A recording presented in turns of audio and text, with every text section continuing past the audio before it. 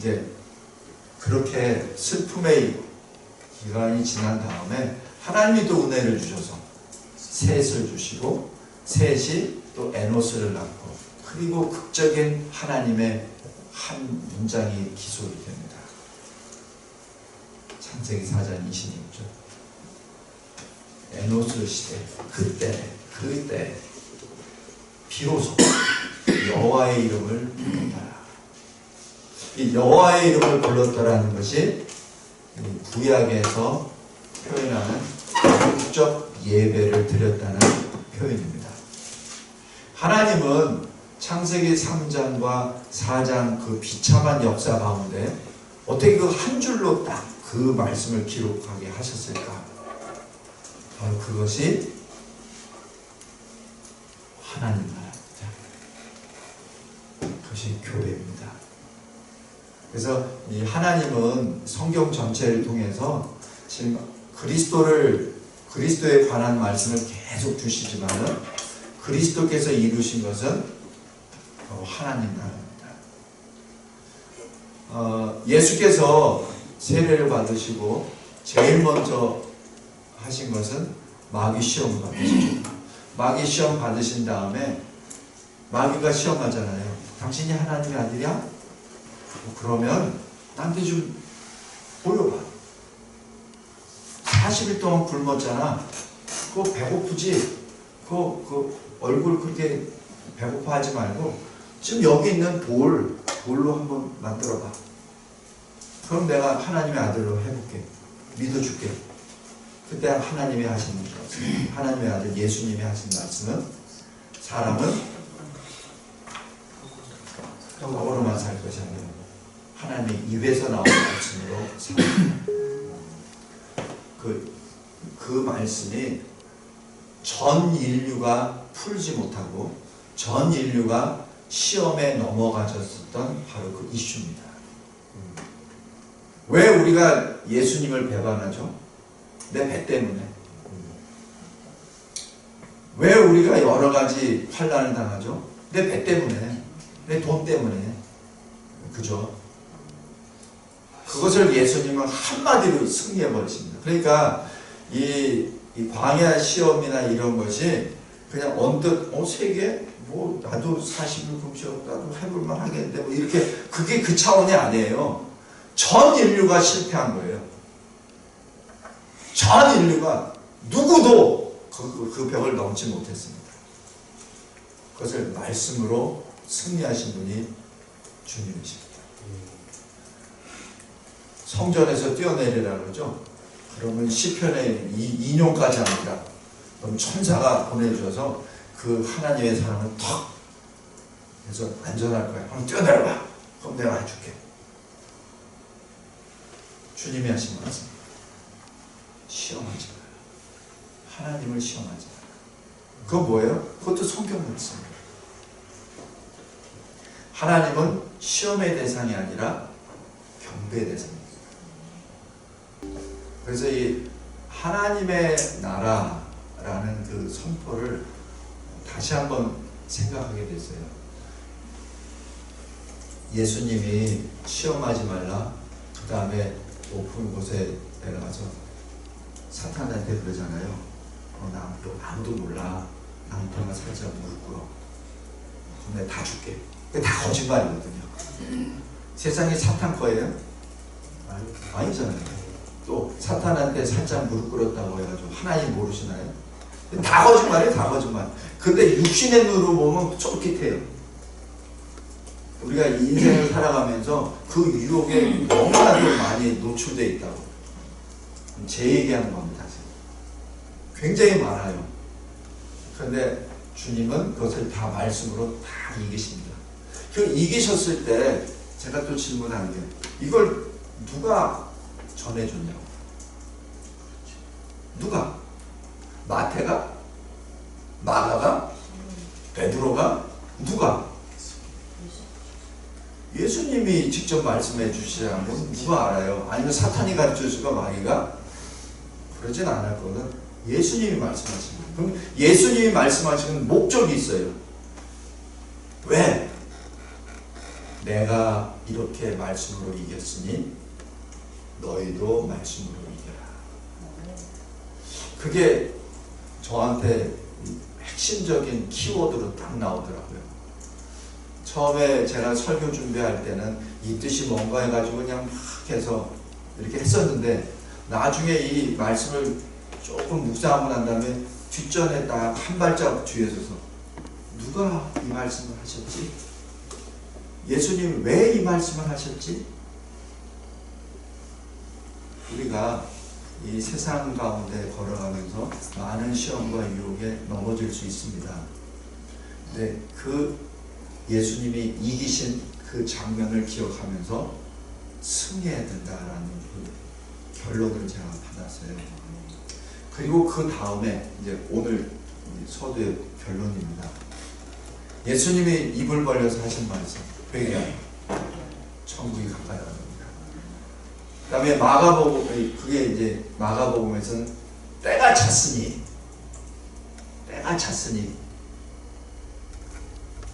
하나님의 나라가 가까이 왔느니라. 회개하라. 이렇게 기록되어 있습니다. 그래서 이제 그 리더보스나 아니면 거기 신학자들은 천국이란 단어를 왜 썼고 하나님의 나라를 왜 썼고 이게 무슨 차이지 막 이렇게 분석을 막 해요. 근데 그거는 저도 그것 때문에 책을 여러 번 읽어보고 이렇게 봤는데 그 의미는 있는데, 하나님이 주시는 그 의미는 그 말 그 꼬투리 잡고 이게 뜻인가 그 뜻이 아니고, 그게 아니고 우리가 신학을 공부할 때 자칫 잘못하면 그렇게 빠져버려요. 빠져버리면 지금 하나님이 원하시는 거는 지금 이쪽인데 엉뚱하게 그냥 이걸 하면은 손가락에 가리키는 것을 보라는 건데, 찾아온 신학자들은 손가락을 봐. 손가락을 보면 안 되거든요. 이게 신학이 잘못될 경우가 있어요. 그게 뭐 틀린 거는 아니야. 근데 손가락을 본다. 근데 지금 손가락을 가르치는 사람은 손가락을 보라는 얘기가 아니라 손가락이 가리키는 것을 보라는 얘기죠. 그러니까 하나님의 말씀을 볼 때 그 글자가 어떤 뜻이냐, 어떤 어원이냐, 뭐 이런 것도 좋아. 어떤 역사적인 배경에 있어서는 그것도 다 좋아. 좋은데 왜 그 말을 했는지 그것을 찾아야 돼요. 그게 뭐냐면 하나님의 뜻이에요. 하나님의 마음이에요. 그러니까 말씀을 받을 때 하나님의 마음을 받아야지 거기에 대해서 어떤 현학적인 어떤 그 분석이나 이것이 거기에 빠져버리면 안 된다는 얘기입니다. 왜 신학을 했는데 찾아본 이 마음이, 심장이 냉장고에 들어가가지고는 이 얼음처럼 돼버렸냐면은 하나님의 마음을 받아야 되는데, 네? 하나님의 그 심장을 받아야 되는데, 하나님의 뜻을 받아야 되는데, 그 뜻은 받지 못하고 맨날 이 머릿속으로 인간의 잣대로 지식의 그 칼로 계속 난도질이나 하고 거기서 분석을 하고 거기서 어떤 이 희열을 느끼고, 그러다 보니까 신학을 하면 할수록 이상한 데로 빠져버리는 거예요. 뭘 많이 아는 것 같은데, 뭘 많이 말하는 것 같은데, 책은 수십 권 수백 권 썼는데 그 안에는 별로 도움되는 게 없어. 그게 제가 신학 책을 보면서 나타나는 작은 결론 중에 하나입니다. 그다음에 제가 그분들을 폄하하는 건 결코 아니에요. 그것도 필요합니다. 그런데 하나님의 마음을 우리가 받아야 된다는 얘기죠. 이제 소결의 부분입니다. 예수님이 하신 말씀, 회개하라. 그게 뭐죠? 돌아오라는 얘기잖아요. 돌아오라는 얘기는 뭐예요? 내가 너를 내 백성으로 인정한다는 얘기죠. 그죠? 내 백성으로 인정 안 한다면 뭐로 돌아오라고 합니까? 그냥 내버려 둬버리지. 그죠? 그래서 회개하라는 것은 책망이 아닙니다. 물론 책망도 들어가겠죠. 그러나 책망은 사실 가지고 본 주제는 내 백성이라고 부르시는 소명입니다. 회개는 소명입니다. 이 요한계시록에서도 18장에 보면은 큰 성 바벨론이 무너질 때 그때도 하잖아. 내 백성아 거기서 나오라 라고 하잖아요. 그죠? 거기서도 내 백성아 나오라 그래. 마지막 그 큰 성 바벨론이 무너지기 바로 직전에 거기서 그들과 같이 재앙을 받지 말라. 거기서 나오라 내 백성아라고 하죠. 거기서 부를 때 아예 그들의 정체성까지 불러줘요. 내 백성아, 내 백성아 하죠. 그러니까 회개하라고 하는 얘기는 우리를 하나님의 백성으로 인정해 주시고 떨어져 나간 죄악에 있지 말고 하나님께로 돌아오라는 생명의 명령입니다. 그리고 초청입니다. 그래서 예수님이 첫 마디가 회개하죠. 내가 너희를 내 백성으로 인정하노라. 내게로 오라. 그리고 두 번째, 천국이 하나님 나라가 가까이 왔느니라. 이 천국은 하나님 나라가 이루어지기 위해서는 세 가지 요소가 필요하잖아요. 하나는 왕, 주권이 있어야 되죠. 그죠? 그 다음에 두 번째는 백성이 있어야 되죠. 그 다음에 세 번째는 영토가 있어야 되잖아요. 그럼 이 세 개가 있어야 될 어떤 국가라는 것이 나타나지, 나라가. 그럼 여기서 하나님 나라, 천국이 가까웠다는 건 뭡니까? 저 천국이 내려왔다는 얘기예요? 그건 아니잖아요. 천국은 요한계시록 21장 거기 나와 있는 새하늘과 새 땅, 새 예루살렘성 그 자체는 아직 안 왔어요. 아직 안 왔다고. 그러면 그 천국의 누구냐, 뭐냐는 얘기죠. 왕이란 얘기입니다. 바로 예수 그리스도께서 오셨다는 얘기죠. 그 말입니다. 왕이 왔으니 내 백성아 돌아오라는 얘기입니다. 그 얘기는 뭐예요? 하나님 나라가 이미 임하셨다는 얘기입니다. 그래서 리더버스도 얘기하잖아요. 하나님 나라 이미 왔다. 복음을 통해서 권능으로 또 기쁜 소식으로 이미 왔다.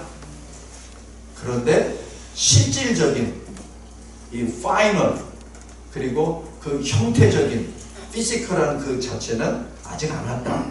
그래서 영어로 already, not yet 그렇게 하잖아요.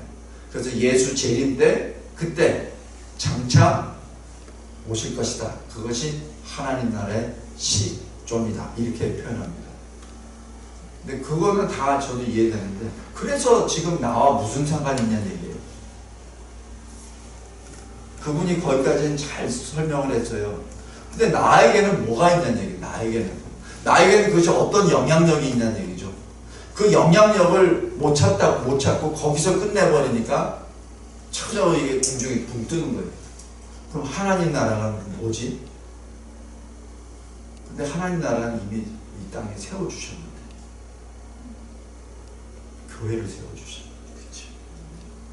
그래서 우리는 교회를 하나님의 나라라고 잘 못 불러요. 왜냐면 신학자들도 얘기를 안 해줬고 그 다음에 교회 보면은 왠지 좀 문제가 많아 보이고 그러니까 그냥 표현을 불완전한 교회, 전투적 교회 뭐 이런 식으로만 이렇게 교회론으로 해버렸지 그것이 하나님의 나라라고 딱 선언하는 게 없어요. 그런데 주기도문에서도 보면 하늘에서 같이 땅에서도 이루어지니까 뭐가? 하나님의 뜻이. 그럼 하나님의 뜻이 뭐냐는 얘기예요. 창세기 4장 26절 에노시 때 비로소 여호와의 이름을 부르기 시작했다 라는 그 말씀이 하나님의 마음입니다. 그게 하나님의 마음이에요.